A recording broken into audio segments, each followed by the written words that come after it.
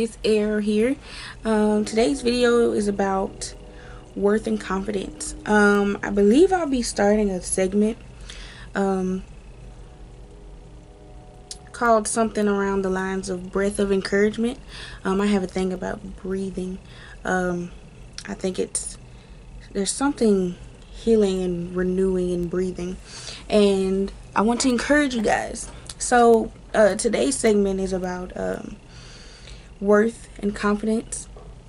And a lot of people believe understanding your value and understanding your worth and having confidence is very similar, but it's actually very different. Worth and understanding your value is the knowledge, and confidence is the courage to believe it. So with worth, the thing that gets tricky about worth and understanding your value is where you place it, because your value and your worth doesn't change. It doesn't change with circumstances. It doesn't change with what you go through or how people treat you. But if you place it in any of those areas, then in your mind it will change. Your idea of your value and your worth will change, and then it will cause you to live differently and function like your worth has changed, even though it hasn't. And so if we place our worth in our grades in school, or promotions at work, or accomplishments in life, or relationships and how people treat us, then as those things fluctuate, so will our worth in our brains. One thing that I have learned to do over the years is truly place my worth in the security of who Christ is. The one thing that I love, one of the things that I love about Christ is that he's very consistent. Things don't change with him. It's always what it is, and it's that simple. And when you understand and believe that the one who created you instilled a level of worth in you and it can't be changed, when you believe that the way you live is different, when you believe that people's idea of you or how people decide to treat you doesn't change your value, then you begin to live like it. The enemy's motive in attacking our minds is so that we live differently.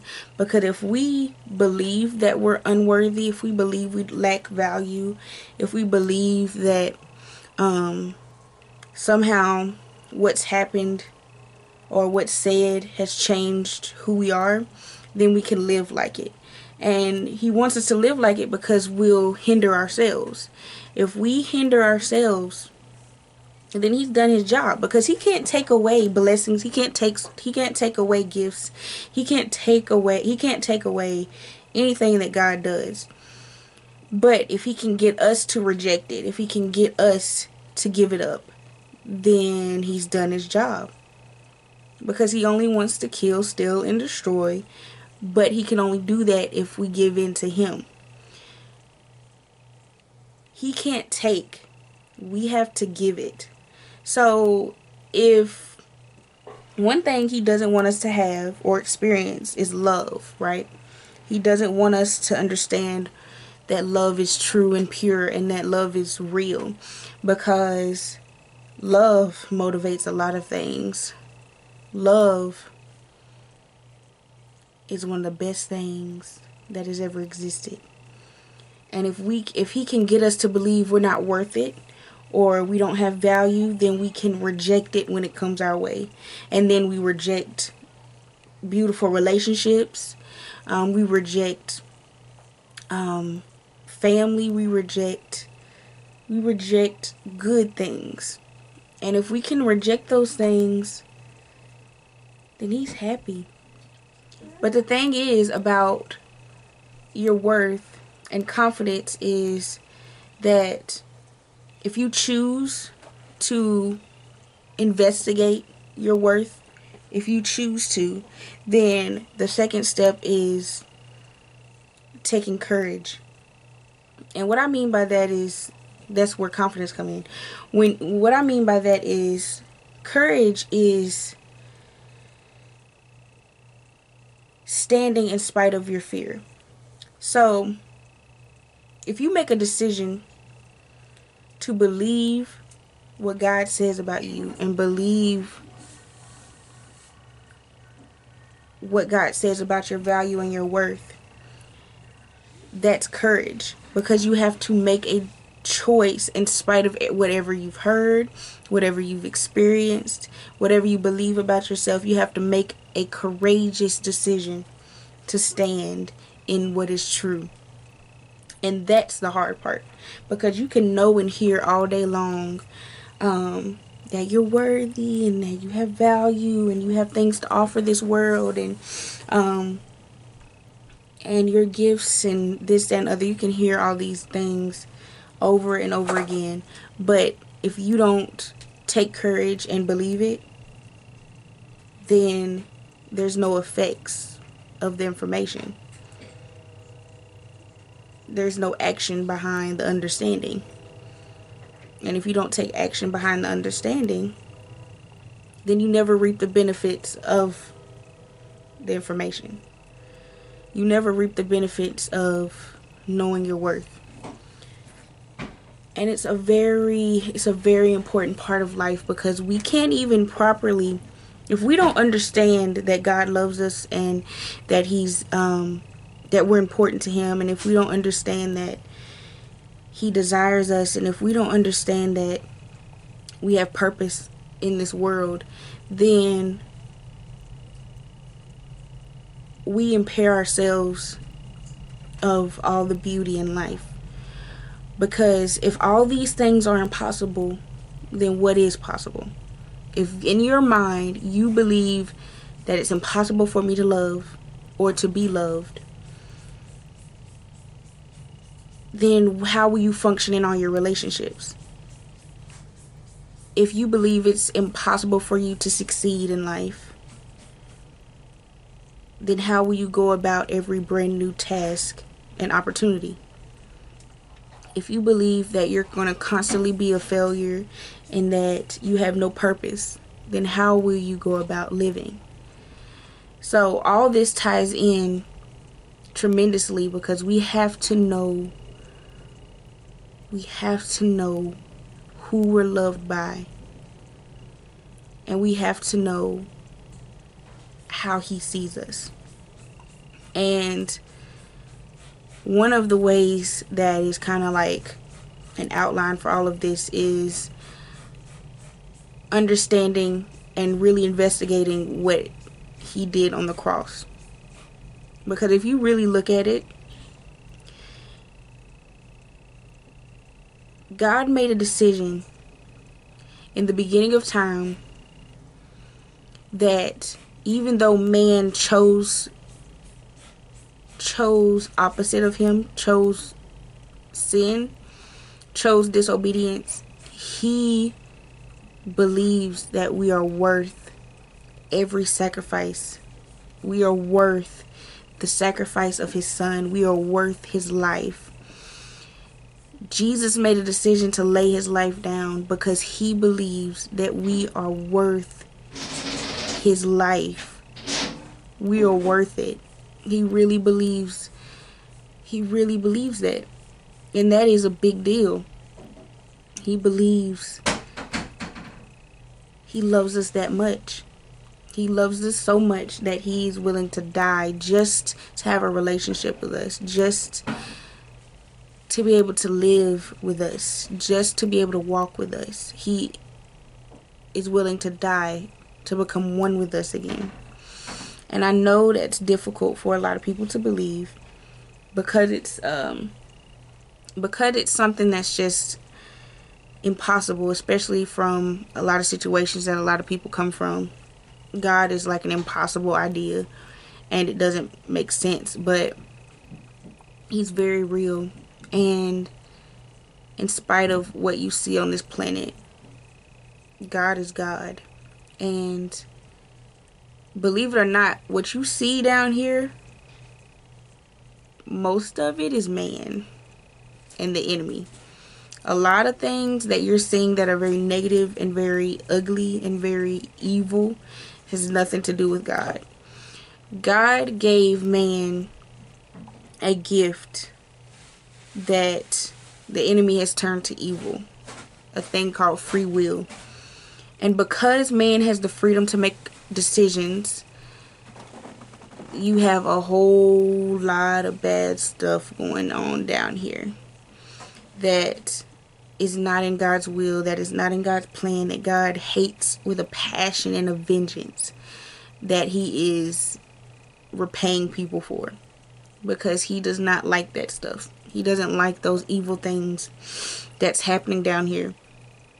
And his heart is broken by it.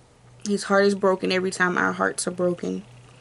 He feels everything that we feel, greater and deeper.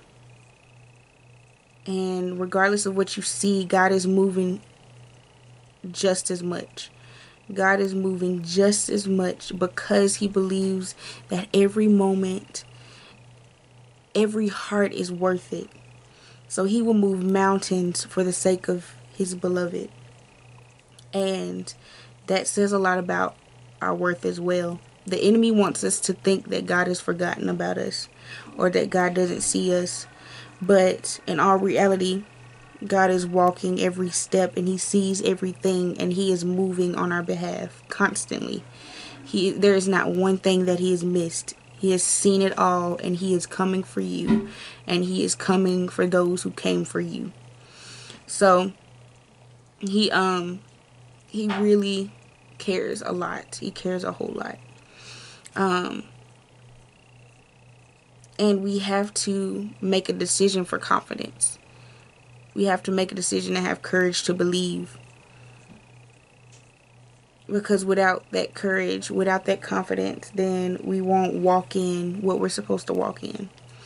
We'll miss opportunities, we'll miss love, we'll miss relationships, we'll miss all the good things because we were afraid. Because we're afraid that what we've been told is true and what we want to be true isn't true. But that takes courage, that takes faith, because you have to have hope that there's got to be something better. Because if you don't have hope that there's something better out there, then what's the point of living? You have to have hope and courage to live. You have to make a decision to give it all you got. Give it all you got. Because I promise you, if you make that decision, if you fight for hope, if you fight to believe that God is real and God is true and your worth and what he believes about you is true, I promise you God will meet you there. God will meet you there. And he'll prove it to you. He's proven it to me over and over again. He's not a liar. He only tells the truth. He is not evil. He is only good. He cannot be evil. It is impossible for him to be evil. And if you investigate him, you'll find him out to be the most caring and loving and gentle God. He wants to care for your heart like you desire your heart to be cared for and beyond. He will care for you and look over you and protect you, and he'll walk with you. He won't ever leave you alone. And he pays such close attention to everything about you. He doesn't miss anything. So I encourage you to investigate God. Investigate what he thinks about you. Investigate what he desires for you. And a lot of it, you might come to find that it may seem too good to be true. but it's so good and it's so true. I can promise you that. Yeah. Place your worth in the security of who God is, because everything down here on this planet flips and turns and transforms constantly. You'll never be happy or content or at peace if you continue to place who you are and what you care about in things down here. Because we've all witnessed how often things change and how often things flip. Even the most secure of relationships have turned for the worst. Even the most beautiful and stable of families have taken some rough hits. Even the best jobs and best lives have the possibility of changing. But I encourage you to fight. I encourage you to have hope, because there is better. There is better. Have hope. Take courage. Be encouraged. Much love from me. And Jesus loves you a lot, even if you don't believe it. He loves you a whole lot. And I love you a whole lot. That's all I have to say. I love you guys a lot. I pray that you're at peace. I pray that God comforts you in this space that you're in. And I hope all is well.